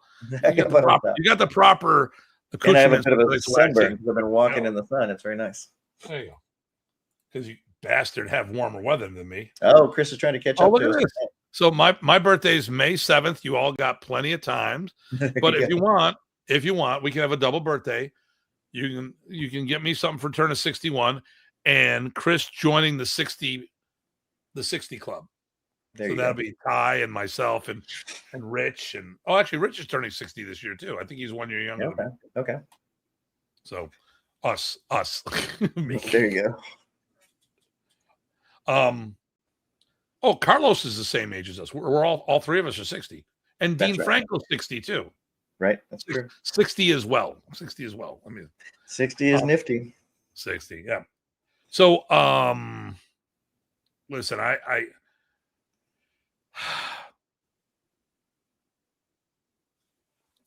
I love it all. Yes. I think the live stick people are a little snobbish at times. Mm-hmm. Because they really don't. Look at that. Here we go. So Marty, I have done a live stick fighting in my 30s, but now I need more to the padding stick nowadays since I'm lean more since in the 50s. I think any type of sparring with sticks can help you out. There you go. Yeah. Listen, it's still timing and distancing and stuff like that. I'm a big fan of trying all sorts of sparring, not just say, hey, I'm only going to do this kind of sparring. Because in me, they're all a tool to get that little bit of pressure and a little bit of give and take and a little balancing thing. So in my mind, you should be doing, full contact sparring. You should be doing point sparring. You should be doing continuous sparring. You should be doing live or padded stick sparring. You should be doing double stick, single stick. You should have submissions allowed. I'm a big fan even of other things, which is targeted sparring, like we talked about earlier, or even things that are outside of most people's wheelhouse. One of my favorite of that is most people hate super slow sparring. Guess what? You have to have things managed real well so that your timing is perfect to do things. And speeding up is not allowed, but you have to be, it's not adversarial at that point. It is friendly adversarial because you have to make sure that everybody sticks to that. And so if I made you speed up, guess what? You've already lost in a sense. If you had to speed up because my timing of linking things together was so good, but it teaches you to find openings. It lets you relax. All of those things are good. But I'm a big fan of all types of sparring. Okay, there's my mini rant. I'll shut up now. Yeah, no, I once again, I think it's easy. But and talking to Gerald was really cool because I articulated the message very well. I just told him the situation. I go, for us, it's easy. You've got all this gear and you pay $50 for a face shield, $40 to $50, and like $40 to $50 for a padded stick. You can go. Boom. And you can go. Whereas the weak calf helmet is about $1.25 to $1.50. Mm-hmm. And the armor is $100 to $125. Yeah. You still need gloves. You still need elbows. You still need a cup. You still need all this other stuff. And then the hockey pants and all this other shit. If you're doing all that other stuff, and then, and I'm like, it's just live stick is just so. It's like I wanted to do kendo until I saw what kendo was, how expensive it could be. I would love to do HEMA until I saw that outlay. Oh my god, so I've done a little HEMA training, or I should say, I've done a little HEMA sparring. Okay. My friend Tom, I was talking about, man, I want to do longsword. Hey, I got this interest. I got a nice beginner's type longsword. If you like, I'm trading up to get something different. It's $500. Mm-hmm. Now, I don't think $500 is a lot of money for something that I would use all the time. Right. This is not that thing. I mean, $500 for a sword I'd use once a month, twice a month, because I don't have anyone to fight. Now, if I picked it for like $100, $150, I wouldn't mind having that in my collection, and then I could use it. And but $500 for a basic sword, that's like, dang. Yep. Where are we at? So Benjamin again? Chris. Okay. Said, someone got a nice set of super heavy sticks for their 60th. Yes, I did. Yep. What about variations such as stick and knife from Ben? Yep, absolutely. All variations. Love them. So, and they do have them. Some people. So the padded weapons, because I use the Action Flex, I have fought single stick, double stick, stick and dagger, double dagger, single dagger, staff, spear, single-ended versus double-ended, and stuff of that nature. Wait, there were pads from Marty. There were pads for live stick sparring? No, that would might have been me. So I was talking about if you're wearing that much armor, that becomes a built-in pad no matter what stick you're using. That's all I was saying. Maybe that's not what you're responding to. Yeah, I mean, okay, so then if you ever picked up a stick for padded stick fighting or for live stick fighting, these are so light, it's crazy. Right. It might as well be balsa wood. Now, if you talk to the Americans, we say it's for safety. Depending on the Filipinos you talk to, it's about selling more sticks. Right. That's unfortunately stereotypical, but it's also there's a reason. Oh my God, I would never. Okay, listen, for that I understand why you use it. Actually, I had sticks that we were going to use for. I had an exhibition match for one of our tournaments, and the woman I had, Linda Polito, came out and she goes, "I had the sticks." She goes, "You can't use these. Why? These will kill somebody." I'm like, you obviously don't know the Dog Brothers, because these are light by Dog Brothers standards. And it goes back to Chris not wanting to get hit by Craig with a live stick. Yeah. You might be willing to take it with the WeCaf live stick fighting sticks. You definitely don't want to do it what he uses for Dog Brothers. And listen, I'm not dogging, pun intended. I'm not trying to dog WeCaf style sparring. I understand what they do and stuff of that nature. And the thing here is they don't differentiate the sticks for the kids and the adults. And because of that, I understand the safety factor for the children. That being said, for some of the snobbery by some of these people, I think it is a little hypocritical when they say live stick and the stick and my padded sticks hit harder than those. And they're wearing armor and I'm not. But anyways, let's get to this one. Philip, all of my students love the padded sticks as it is a part of our curriculum. I like to challenge them with double at times and add striking and takedowns. They absolutely enjoy it and think it's our fun time. Yeah, that's perfect. In so many ways, that's perfect. One, you have a gamut of things to do. Two, you've got them loving it, which they'll do it more, which is part of the deal, right? What is the best training that I could do? The one that you'll keep doing. So that's great. Keep doing. Excellent. No, it sounds like you got a good program and a good bunch of students there, Philip. That's cool. Next time I'm down in Orlando, or next time I go, because I go to Orlando a couple times a year, I'm gonna have to stop down. You're still in Fort Lauderdale, right? And then cup pun. Okay. I'll just shorten it to that. There we go. Eric's in the house. All right. Our Northwestern friend. Snobbery and FMA. No. Yep. Oh, cool. And what's the name of your club, man? Oh, Pinnacle Martial Arts. Fort Lauderdale. Yep, he agrees. Fort Lauderdale. Fort Lauderdale. I can't speak right. Get some more water. Well, definitely. I'm going to be down in Orlando again in March.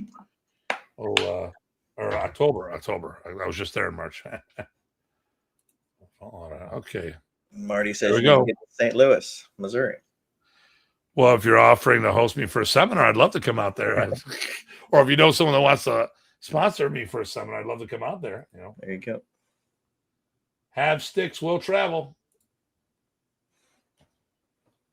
I'll throw my hat in there too. I was gonna say, but we do. Oppo. Okay. Oppo. There you go. There you go. Yeah. Okay. And I am now officially following Pinnacle Martial Arts on Instagram. Awesome. Marty says that can be arranged. There you go. Philip says, love to meet you in person. It would be an honor to have you. Awesome. All right. Well, you know how to get a hold of me online, Facebook, Tim Hartman. Don't do the Datu Hartman, because I get overwhelmed with social media stuff and a lot of the messages go away. And there's always, here I go for everyone. I would say phone him. He's a big phone guy. I'm a phone guy, but datutim@gmail.com. There you go. And Andre Lemieux. That's cool. Good to see you again. Padded Sticks is always fun. Yep. Yeah, and Andre was filming with us. Yep. So Andre, we ended up doing 60 videos that day, in addition to the school advertisement. So Andre and I did some stuff back and forth. Awesome. He's beginning to come out of his shell. Good. I'm trying to say, all right, Ernie's is better. I don't think so. There you go. Good. Excellent. Well, a couple of videos, he's there to talk about stuff. And the whole time I'm like, I watched the video afterwards. I'm like, he didn't say a word or I didn't give him a chance. Either way, he just sat there like, damn it. Eric, gentlemen, anytime you want to come to Portland, you will be welcome. Yeah. Absolutely. There it is. DatuTim@gmail.com or any of the, you'll go there. Okay. Well, actually, I'm working on going out there. Philip under Tuhan Ladra and Guro Ace. Which Ladra? Yes. So I've known both of the brothers for years. I see Apollo much more, but Bobby's my boy. I see Bobby not all the time, but I see him a lot more. I think I've only seen Apollo once. Yeah. Yeah. And I always I've always gotten along with both brothers. Yeah. But I remember, Century Martial Arts made this thing called the weapons bag. It was a black bag, and there was two sizes. One was the extra. So it's all about putting weapons in it. So of course, something we have. Lo and behold, he's got one that Remy signed, and he put a silver marker over afterwards. He shows it to me. Oh, that's so badass. That is. And then he brought me a book. Well, you were there. He brought me a book the one time we were down that way. Or no, George was with me. George, and then he wanted to know. I heard about it. Yeah, whiskey and all this other stuff.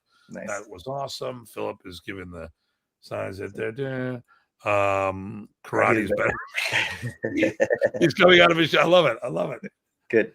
I don't think so. But you know what though? At least it's not BJJ. that was what we're trying to figure out, little lines to get at Jerry, because there you go. They do wear similar pajamas, not the same, but similar pajamas. Oh no, those are padded. Ours are so much better. Ours are so much better. So I should talk, right? I'm wearing the waiter uniform. Yeah, everyone thinks you are the maitre d'. Although you weren't Randy Shea, who they thought when they was literally literally like, why is the waiter standing up with Remy? You'd have to understand that guy. Sorry, nothing personal. That's the problem when you've got inside jokes. Yep. Well, it's not even a joke. It's just real. Inside reference, yeah. Okay. Well, you put up with us long enough and you'll get them anyway. That's what happens. Yeah, it happens. Oh my God. Does it ever?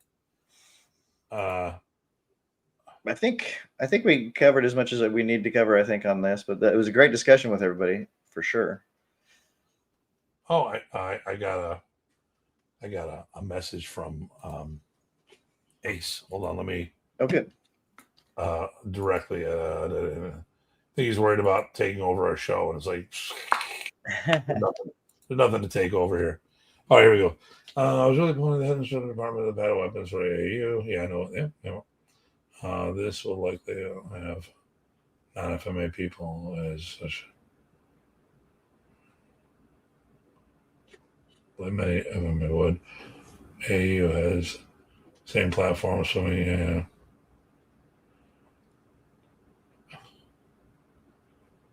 Opportunity stand out for people search proper coach MMA.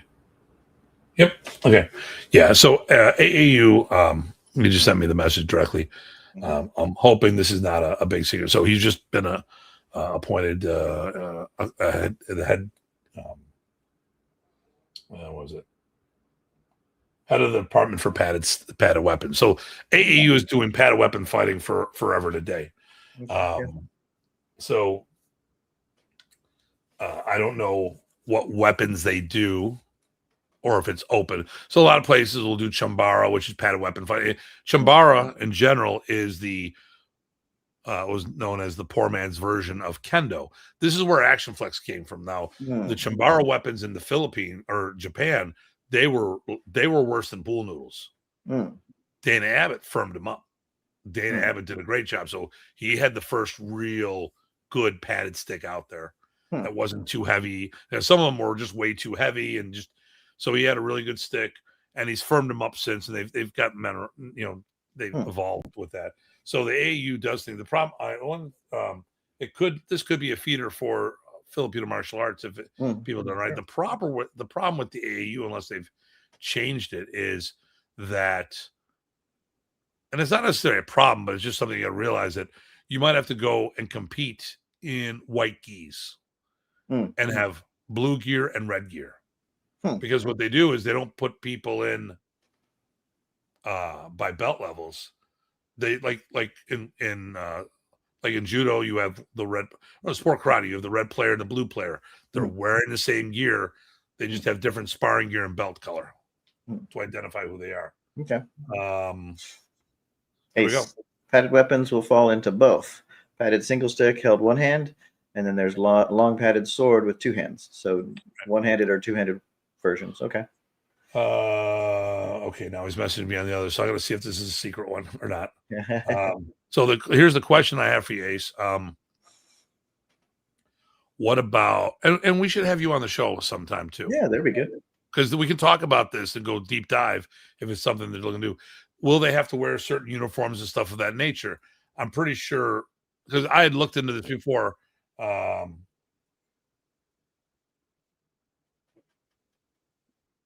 Okay.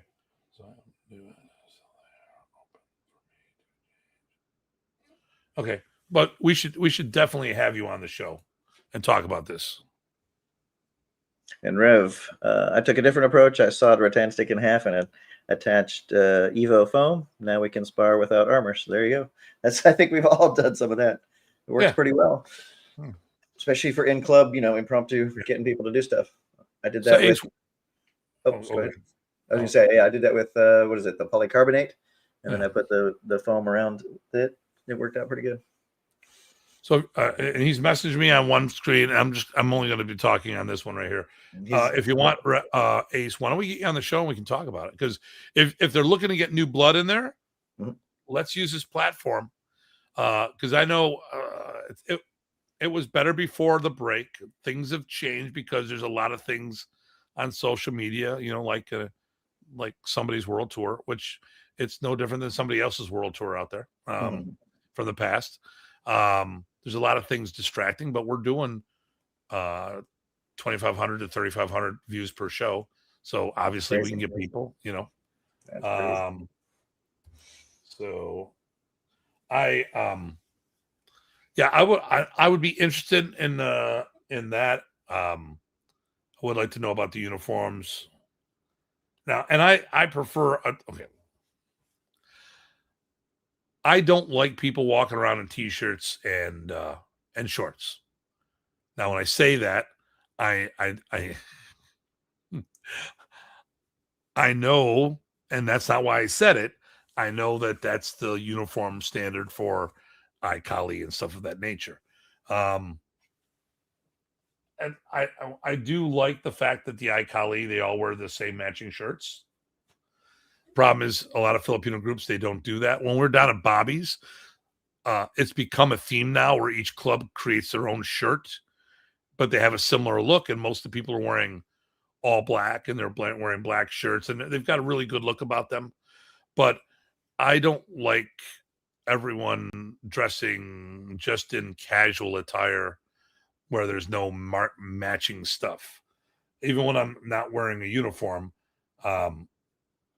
I make sure that we're wearing golf shirts with, I usually wear 511s because they're easy for me to get a hold of. Yep. Love to chat about it, sir. That'd be great. And then, Rev goes GM Henry Aspera, attached cardboards. It's good for sparring and training. Yep. There you go. It's I as in the letter I, not poke him in the eye. Like if it was an Apple version of FMA. Yeah. So seeing that you bring up that, I'm going to say this, that Kali initially was not a term for Filipino martial arts in the Philippines.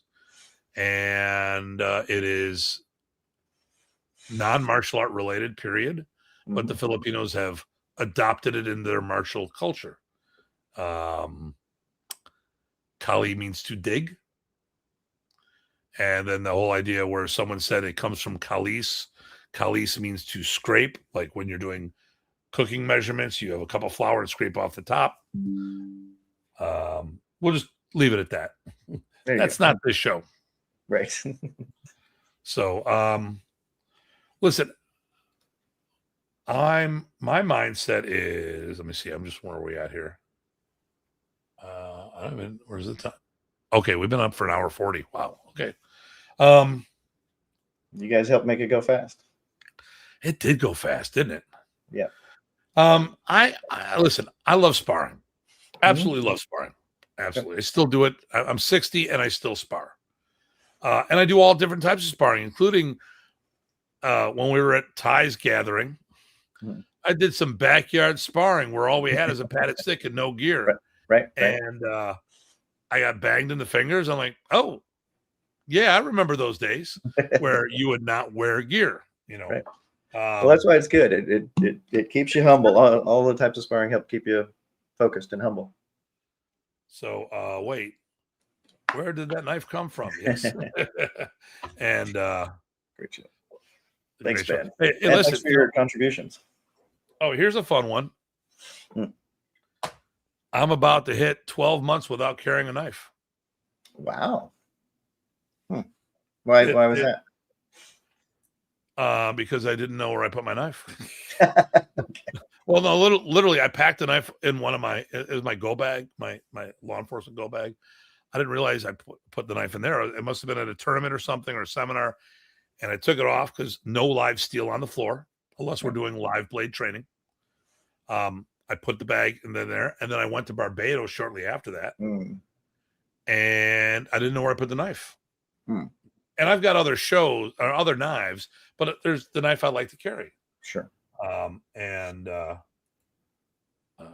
almost done that. Yeah, without a knife. I've almost done that because since I retired, guess what? I'm wearing gym clothes a lot of times, and I don't usually put a folder in there. Yeah. So,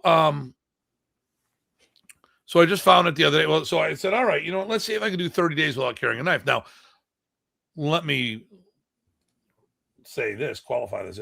I don't carry a knife to carry a knife. Right. I carry a knife because I open boxes and envelopes and stuff of that nature. And when I was on a farm with my father, bags of feed, bales of hay, you needed a knife. That's it. Boy Scouts have knives. I mean, that's it. It's just a tool in my pocket. Now, it is a tactical folder because they're made better. It has a serrated blade. So if I need to cut through a seatbelt, and I've got knives in my car to cut through things, for that exact purpose. But withdrawal must be terrible. That's a dump bump. It's got a pun inbuilt in there. So the goal, I mean, it wasn't a plan. It just sort of happened. And so I'm here and I'm like, all right, well, let's see how far I'm going to go with this. I got through the 30 days, still didn't find the knife I like to carry. And come May, that'll be a year. Wow. And I will begin to carry again because I've missed my knife. Missed having. Well, here's the thing. It was weird because it was always like I would wear the same pants 2 days in a row. If I didn't mess, if I didn't wasn't working in the backyard, so I'd take my pants off. In my 511s, I've got the front left pocket, which has it's like a flashlight pocket. So I got a flashlight and a pen in that pocket. I've got in the right leg pocket is my wallet. In the right waist pocket is my knife, where you put your hand.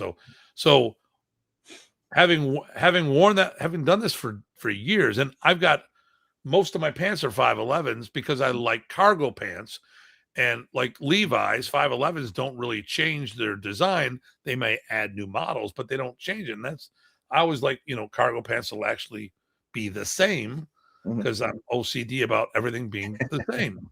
Right. And so it was a little adjustment. I felt like something was missing.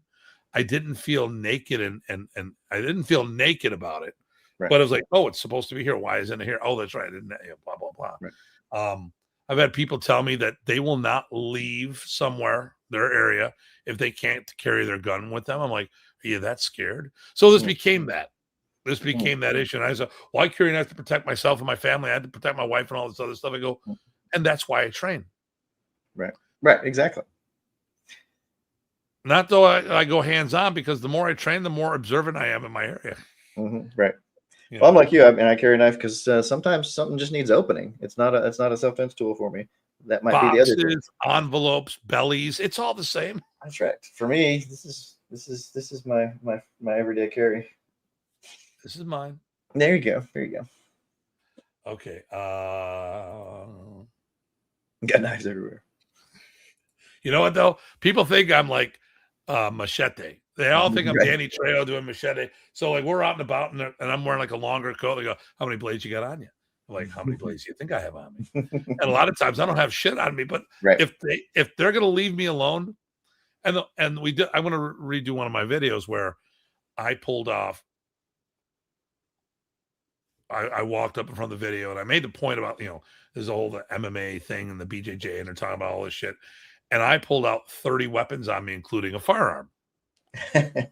Actually, 2 firearms to make the point. Now, I'm going to tell you, I don't carry guns. I have them, but generally I don't carry them because I don't feel the need to do that. I feel very confident in my ability to read the room and stuff with those that way. Well, you always got your 2 guns. There you go. There you go. Yeah, their caliber's gone down a lot. I haven't been able to hit the gym a lot in a while. So always have a knife on me. I'm a farm kid I was a farm kid from Syracuse, and that's why I always had a knife on me. Yep.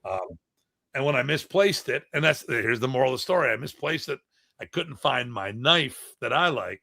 Right. Hey, let's see how far I can make this go. And I'm like, all right. But I have been in situations where I end up walking around the room looking for a damn knife because I don't have my knife in my pocket. So, well, it wasn't much of a long walk because there's knives everywhere. All right. And then Philip's like, oh, LOL. Okay. So, I'm going to wrap this up unless you have a reason for us to keep going. I think, everybody's been good. Thank you.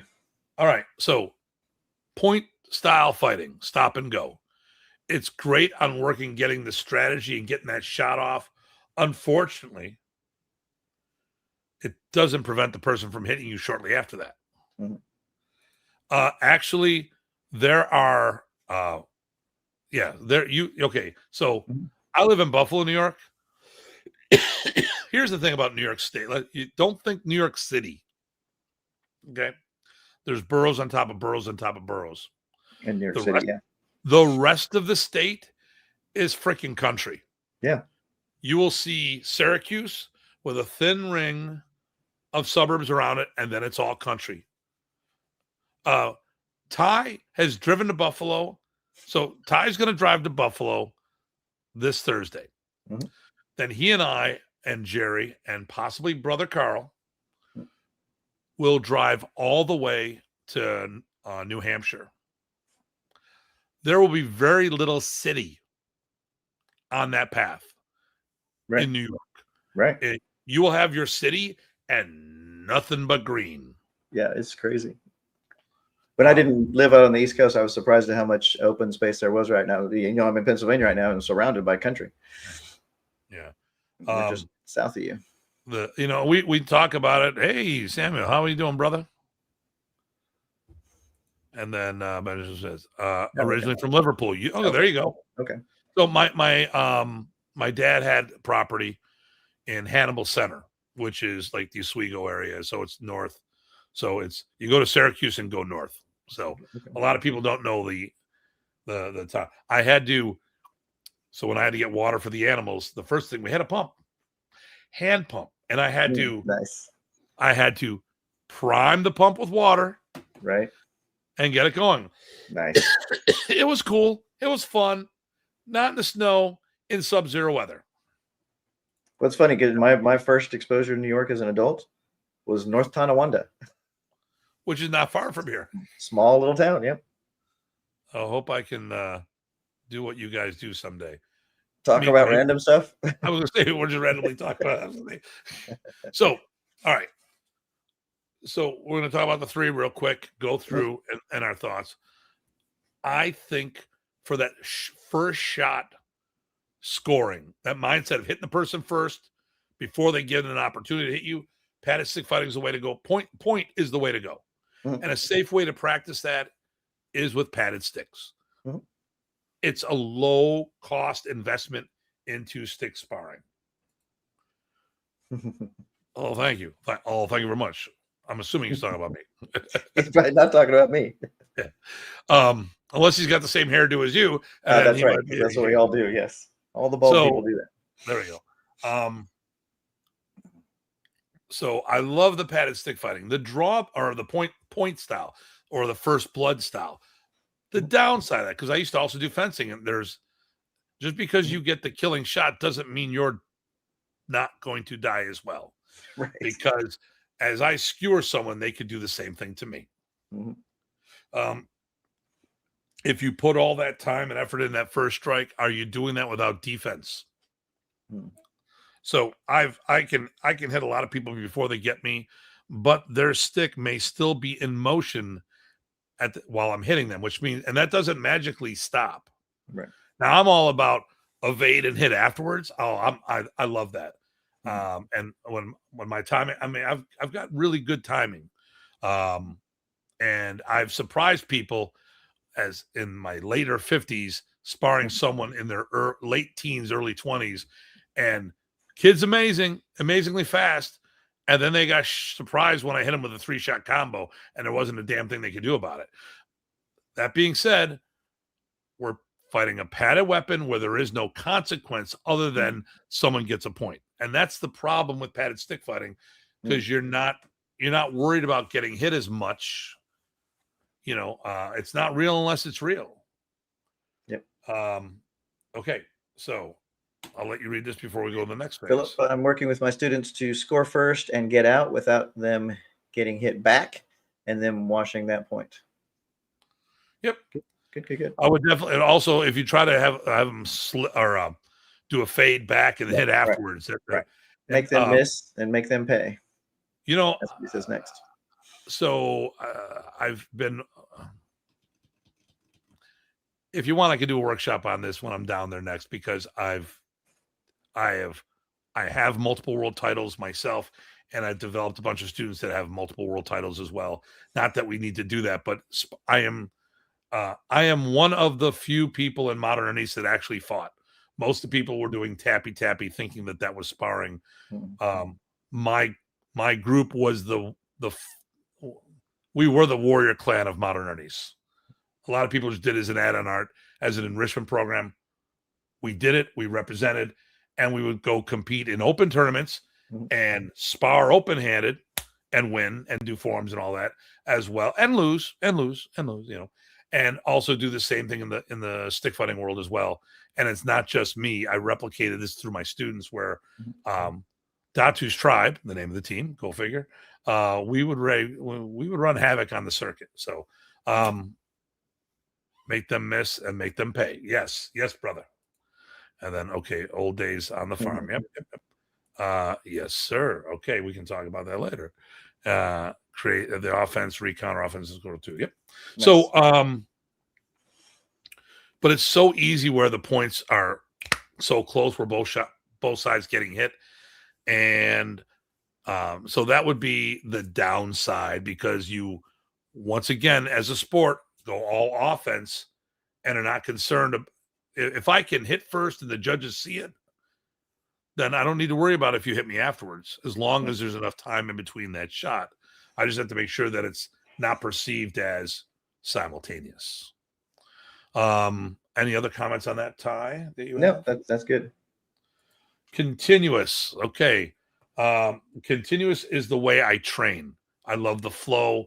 I love combinations because we know one shot doesn't stop somebody. I'll give you two examples. One of my guys, a Buffalo cop, a guy was stabbed to death. It was like 50 stabs, but he didn't die at the scene. He died 12 blocks later running to the hospital and bled out on the way. The human body doesn't stop. Another bad example, Rodney King. Not a good example of law enforcement tactics, but the lesson we get from that, the human body, he got hit 50 plus times with a metal asp and kept functioning. So if we're worrying about real world combatives and all we do is go for the point and not worry about stuff afterwards, okay, continuous fighting deals with the person still swinging at you.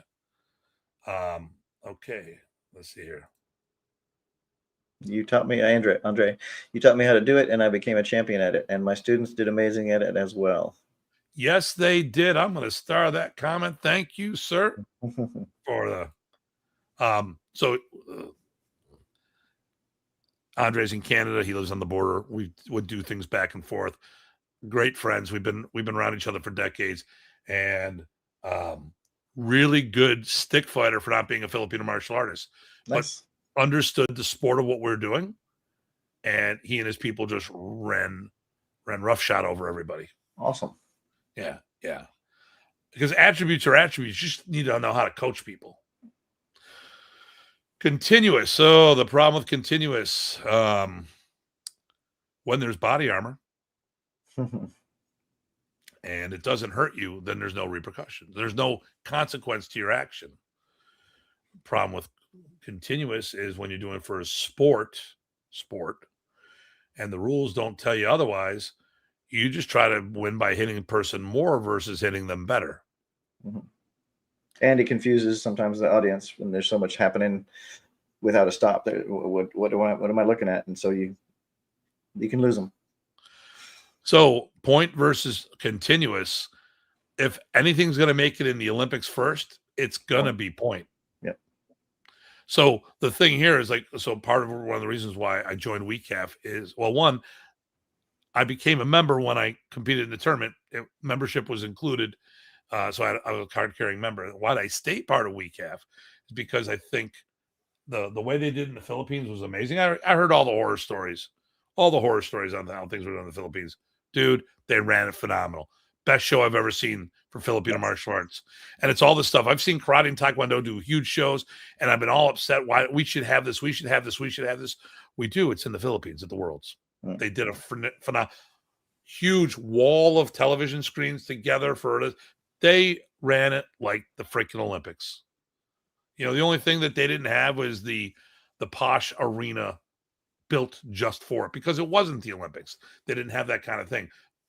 It was phenomenal. I couldn't have asked for a better event for us. I mean, there's always little subtle things you could have done.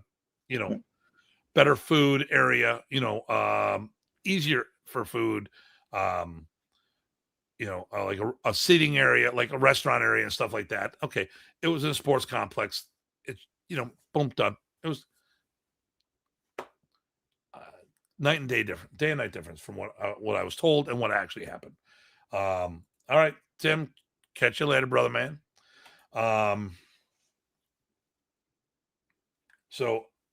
But unfortunately, I don't think live stick fighting has what it needs to get us into the Olympics. I think padded or blood rules, or first, or blade rules, not blood. That and the forms will get us in the Olympics, and then we can bring live stick in with it as well. If they allow, because there's only so much stuff they're going to allow. Right. And then the MMA stick fighting. So you have the dog. We didn't even talk about the Dog Brothers. The Dog Brothers are not a sport. It's two men, women, or assorted combinations thereof beating the crap out. It's Fight Club. You have a 2-minute match. You and your friend talk about what you're doing. You have agreed rules. You have a ring master who's basically someone to marshal the match, make sure no one gets excessively hurt, which is a contradiction of terms there, I think. Mm-hmm. I'm hitting you with a stick and I can knock you out, and that's fine. Okay, whatever. But it's not a sport. And I think the Juego Todo is you've got the cage stick fighting. It has room for improvement, but I think it's on the right path. And I think it's all the rage in the Philippines. Will it catch on elsewhere? I don't know. But it's a good start, and it's definitely gaining popularity.